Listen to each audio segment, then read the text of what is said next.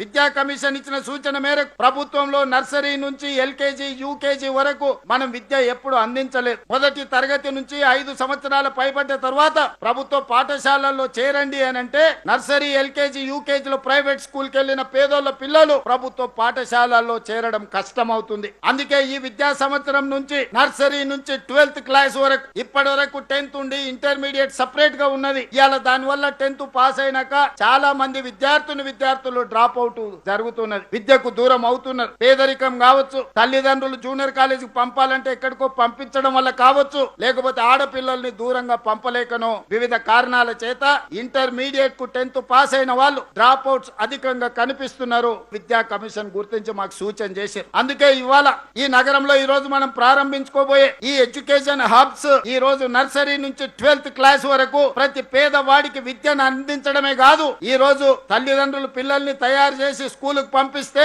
స్కూల్లోనే అద్భుతమైన ప్రోటీన్ తో కూడుకున్న బ్రేక్ఫాస్ట్ ఇవ్వాలి, మధ్యాహ్నం ఒక మంచి లంచ్ ఇవ్వాలి, వాళ్లకు మటన్ చికెన్ గుడ్డుతో పాటు ఫిష్ కూడా పెట్టాలి అని ఈనాడు ఒక నాణ్యమైన భోజనాన్ని పేదలకు ఈ రోజు పేద పిల్లలకు అందించాలి. ప్రభుత్వ పాఠశాల అంటే అమ్మ ఒడి లాంటిది. ఈ అమ్మ ఒడిలో ఆకలితో ఏ బిడ్డ ఉండకూడదు అని చెప్పి ఈ రోజు నిర్ణయం తీసుకున్నాం. అదే విధంగా అదర్ డైరీకి విజయ డైరీ వాళ్ళకి చెప్పినాం, పిల్లలకు ఒక రోజు పాలు, రెండవ రోజు రాగి జావా స్కూళ్ళలో ఇవ్వాలి. బలవర్ధకమైన పోషక ఆహారం పేద పిల్లలకు అందించడం ద్వారా బలమైన తెలంగాణను, నాణ్యమైన విద్యను అందించే తెలంగాణను ఈ రోజు మనం ముందుకు తీసుకువెళ్లాలని నిర్ణయం తీసుకున్నాం. వచ్చే అకాడమిక్ ఇయర్ నుంచి ఇది అమలు చేయబోతున్నాం. బ్రేక్ఫాస్ట్ విషయంలో ఎక్స్పెరిమెంట్ గా పైలట్ ప్రాజెక్ట్ గా నేను ప్రాతినిధ్యం వహించే కొడంగల్ నియోజకవర్గంలో హరే రామ హరే కృష్ణ సంస్థ నుంచి అమలు చేస్తే అద్భుతమైన ఫలితాలను సాధించినాం.